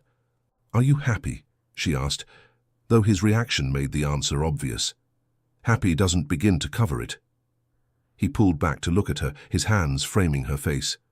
Terrified, yes. Overwhelmed, absolutely. But happy? "Clara, I didn't know it was possible to be this happy." They decided to wait until after the new year to make the announcement public, wanting to savor the knowledge privately for a few weeks. But Catherine, with her uncanny ability to read her brother, figured it out within days. "You're pregnant," she announced without preamble one afternoon. Clara, who had been reviewing foundation documents, looked up in surprise. "How did you know?" "Sebastian keeps looking at you like you're made of porcelain. He's suddenly insisting you don't attend evening events if they run too late, and you've stopped drinking wine at dinner." Catherine's smile was warm. "Congratulations, Clara. You're going to be a wonderful mother." "I hope so. I find myself both excited and absolutely terrified. That's called being a parent. Welcome to the club." Catherine settled into a chair. "Speaking of which, we need to discuss preparations. The nursery will need to be updated. We'll need to hire a nurse, though not until closer to the birth, and you'll need to reduce your commitments in the later months." "Reduce my commitments?" "Catherine, the foundation is just getting started. I can't simply step back." "You can and you will, at least temporarily. Clara, I know you're determined to change the world, but you also need to take care of yourself and this baby. We can manage things while you focus on becoming a mother. The foundation isn't going anywhere." It was practical advice, but Clara found herself resisting it. She had finally found her purpose, her way of making a difference. The idea of stepping back, even temporarily, felt like losing ground. But as the weeks passed and her pregnancy became more apparent, Clara was forced to admit that Catherine was right. She was exhausted in ways she hadn't anticipated, and the constant activity was becoming physically difficult. With Sebastian's gentle insistence and Catherine's firm management, Clara gradually reduced her direct involvement in the foundation, transitioning to more of an advisory role. It was harder than she expected, letting go of even partial control. But it also gave her time to prepare for motherhood, to strengthen her relationship with Sebastian, and to reflect on how dramatically her life had transformed in less than a year. Spring arrived with unprecedented warmth, and with it came the birth of Clara and Sebastian's daughter. She was born on a morning in late March after a labor that terrified Sebastian and exhausted Clara. But when the midwife placed the tiny, perfect infant in Clara's arms, she felt something shift fundamentally in her understanding of love. "She's beautiful," Sebastian breathed, his finger tracing their daughter's impossibly small hand. "Clara, she's perfect." They named her Eleanor after Sebastian's mother, with Margaret as her middle name. Little Eleanor Ashford, future heiress to one of England's greatest fortunes, was utterly oblivious to her own importance. She simply slept and ate and made tiny sounds that reduced her powerful father to helpless adoration. The christening was held at St. George's, Hanover Square, the same church where Clara and Sebastian had married. As Clara held Eleanor during the ceremony, she looked out at the assembled guests, many of the same people who had witnessed her transformation from scandal to duchess, and felt the weight of everything that had changed. Margaret was there, engaged now to a kind young man with modest prospects but genuine affection. Clara's parents sat in the front row, her father's eyes bright with pride, her mother dabbing at tears of joy. Catherine stood as godmother, looking fierce and tender in equal measure. Lord Crane was godfather, having accepted the role with surprising seriousness. And throughout the ceremony, Clara felt Sebastian's presence beside her, solid, constant, unshakable. The man who had knelt before her at that winter ball and offered her not just salvation but partnership. The man who had loved her long before she knew how to love herself. The man who had become not just her husband, but her truest ally. After the ceremony, there was a celebration at Ashford House. As guests mingled and toasted the new addition to the Ashford family, Clara found herself on the terrace, needing a moment of quiet. She was surprised when Lord Pemberton joined her. The man who had so publicly questioned Sebastian's methods months ago now looked uncomfortable but determined. "Your Grace, might I have a word?" Clara nodded, curious. "I owe you an apology," Pemberton said without preamble. "Several, actually. I was one of those who believed the worst of you 3 years ago. I contributed to the gossip, and then, when you married the Duke, I was among those who questioned his judgment and methods." He paused. "But I've watched what you've done with the foundation. I've seen the lives you've changed. My own niece came to you last month when she found herself in a desperate situation, and you helped her with discretion and genuine care. You could have refused, given my past behavior, but you didn't. The foundation helps women regardless of their family's politics," Clara said quietly. "That's rather the point. I understand that now. And I understand something else. You and the Duke were right to demand accountability from men like Whitmore. Society has been too comfortable turning a blind eye to predatory behavior because it's inconvenient to address. You refuse to be convenient." He met her eyes directly. "I'm sorry, Duchess, for everything, and I hope you'll allow me to support the Foundation's work going forward. Not for social gain, but because it's the right thing to do." It was the most genuine apology Clara had received, and she accepted it with grace. "Thank you, Lord Pemberton. Your support would be very welcome." After he departed, Sebastian found her on the terrace. Without Eleanor to care for, the baby was safely with her nurse, he pulled Clara into his arms. "What are you thinking about?" he asked softly. "Everything. How far we've come. How much has changed." Clara looked up at him. "Do you remember what you said to me the night before our wedding? That you wanted someone who was real even when reality was uncomfortable?" "I remember. I think I finally understand what you meant. Being real means acknowledging complexity. It means accepting that we can do good work and still make mistakes, that we can love fiercely and still have doubts, that we can be strong and vulnerable, merciful and just all at once." She touched his face gently. "You gave me more than power, Sebastian. You gave me permission to be fully human, flawed and trying and sometimes failing, but always genuine." "You did the same for me," Sebastian said quietly.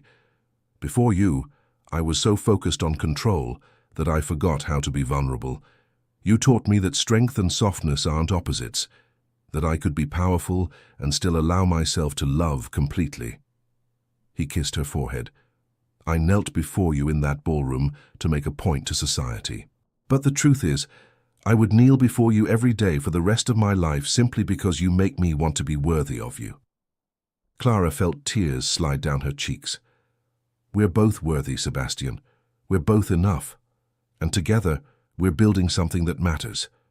Inside, they could hear the sounds of celebration, laughter and music, and the clink of crystal.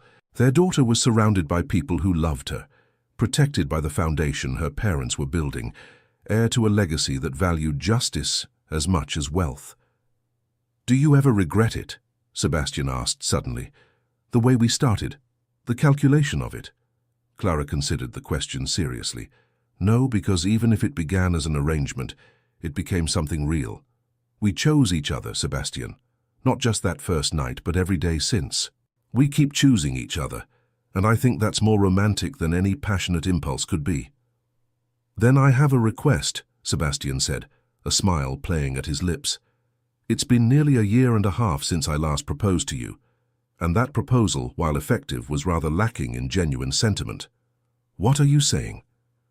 To Clara's shock and delight, Sebastian lowered himself to one knee right there on the terrace, taking her hand in his. "Clara Ashford, love of my life, mother of my child, partner in all things that matter, would you do me the extraordinary honor of remaining married to me, not because of arrangements or social necessity, but because we choose this, because we choose each other every day for the rest of our lives?" Clara laughed through her tears. "Yes, you impossible man. Yes, I choose you. I choose us." He rose and kissed her, with the kind of passion that still made her breathless, even after all this time. When they finally broke apart, Clara saw Catherine watching from the doorway, her expression satisfied. I knew it would work, Catherine called out. I knew you two were perfect for each other. You're insufferable, Sebastian called back, but his tone was warm. And yet you love me anyway. Catherine grinned. Come inside, you two. There's cake, and Eleanor is demanding her parents' attention with increasingly insistent cries. Welcome to parenthood. As they moved back toward the celebration, Clara paused at the threshold, looking back at the terrace where Sebastian had just re-proposed.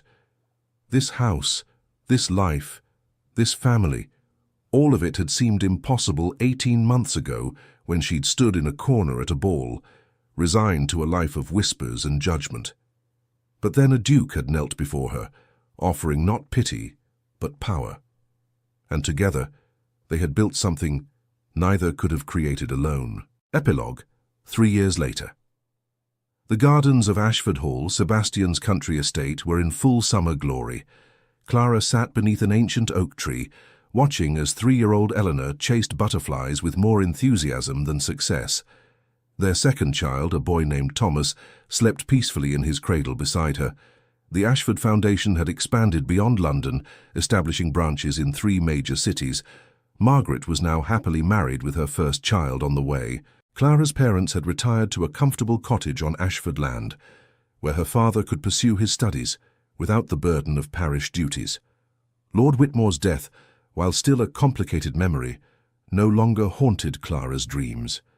She had made peace with the role she'd played in his downfall, accepting both the justice of holding him accountable and the tragedy of how it had ended. Life, she had learned, was rarely simple or wholly satisfying in its resolutions. Sebastian emerged from the house, carrying a bundle of papers and looking harassed. Your foundation has received 17 new applications this week alone. Catherine is demanding more funding. Lord Crane has somehow convinced 3 additional lords to join our board of directors, which means more meetings. And Eleanor has informed me that she requires a pony immediately, or she shall simply perish from disappointment. Clara laughed. What did you tell her? That we would discuss it with her mother, of course. I'm not brave enough to make unilateral decisions about ponies. He settled beside her on the blanket, automatically reaching to check that Thomas was still sleeping soundly. Though I should note that I was promised a quiet country weekend, and you've somehow turned it into another organizational summit. Would you have it any other way? Not for a moment. Sebastian pulled her close. Though I do think we've earned a few hours of purely selfish enjoyment. The foundation will survive without us for an afternoon. Catherine is perfectly capable of managing the applications, and Eleanor's pony can wait until tomorrow. What did you have in mind? Watching our children play, enjoying the sunshine, remembering why we built all of this in the first place. He kissed her temple. Sometimes the revolution can wait, Clara. Sometimes it's enough to simply be happy. Clara leaned into her husband's embrace, watching Eleanor's joyful pursuit of butterflies, listening to Thomas's peaceful breathing, feeling the warmth of summer sun on her face. This was what they had fought for, not just power or vindication or social change, but this moment of simple, profound contentment. I love you, she said quietly. I don't say it enough amidst all the planning and work. But I love you, Sebastian Ashford. Completely. I know. His arms tightened around her. And I love you, more than I did yesterday. Less than I will tomorrow. Eleanor, having finally caught a butterfly only to immediately release it, came running over. Mama, Papa, did you see? I caught one. We saw, darling, Clara said, pulling her daughter onto her lap. You were very brave. I'm always brave, just like you, Mama. Eleanor's small face was serious.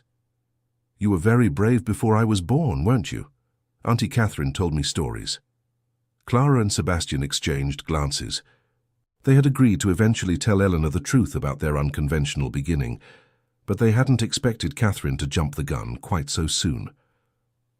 What kind of stories? Clara asked cautiously. That people were mean to you, but you didn't let them make you small. And that Papa saw you and knew you were special, and he married you even though some people said he shouldn't. And then you both helped lots of other people who had mean things happen to them. Eleanor looked up at her mother with absolute trust. That's what makes you heroes. Clara felt tears prick her eyes. We're not heroes, sweetheart. We're just people who try to do the right thing when we can. That's what heroes are, Mama. Eleanor said it with the simple certainty of a child who had never doubted her parents' essential goodness. Later, after Eleanor had been convinced to nap and Thomas had been fed and settled, Clara and Sebastian found themselves alone in the master bedroom. The afternoon sun slanted through the windows, painting everything in warm, golden light. She called us heroes, Clara said wonderingly. Our daughter thinks we're heroes. Then we'd better make sure we live up to that assessment, Sebastian replied. Though I suspect as she gets older, she'll discover we're far more complicated than any fairy tale hero. Good. I want her to understand complexity. I want her to know that being good doesn't mean being perfect, and that struggling doesn't mean failing. Clara turned to face her husband fully. I want her to know that love can begin in unexpected ways, and that choosing each other daily is more powerful than any single grand gesture. She'll know. We'll teach her. Sebastian drew Clara down onto the bed beside him. But for now, let's just be us. Not the Duke and Duchess, not the founders of a charitable empire, not parents or social reformers or symbols of anything. Just Sebastian and Clara, two people who found each other against impossible odds and built an extraordinary life together. Clara kissed him, long and deep and full of promise. I can do that. I think I can definitely do that. Outside, the summer afternoon stretched toward evening. In London, the Ashford Foundation continued its work, changing lives one case at a time. In drawing rooms and ballrooms across England, people continued to tell the story of the scandal who became a duchess and the Duke who had knelt before her. But in that sun-washed bedroom in Ashford Hall, none of that mattered. There was only this. Two people who had chosen love over convenience, justice over comfort, and each other over everything else. Clara Beaumont Ashford had been a scandal, then a duchess, then a mother and reformer. But more than any of those things, she had become herself, fully, genuinely, unapologetically herself. And that, perhaps, was the greatest transformation of all. As she drifted towards sleep in Sebastian's arms, Clara thought about that winter ball 2 years ago, about standing in a corner, resigned to her fate, about the impossible man who had crossed a crowded ballroom to offer her his hand, about the single word, yes, that had changed everything. She had said yes to rescue, yes to power, yes to partnership, but most importantly, she had said yes to possibility, yes to transformation, yes to love. And in the end, that yes had made all the difference. Thank you for staying with us until the end of this emotional journey. If this story touched your heart, we invite you to subscribe, like, comment, and share our channel. Your support inspires us to keep creating more stories of love, redemption, and breathtaking twists. Help us reach our first 1,000 subscribers, and together we'll continue sharing tales that warm the heart. At the end of this video, you'll see a suggestion for another of our historical stories. Click and let yourself be enchanted by another unforgettable tale. With all our gratitude, Echoes of Romance.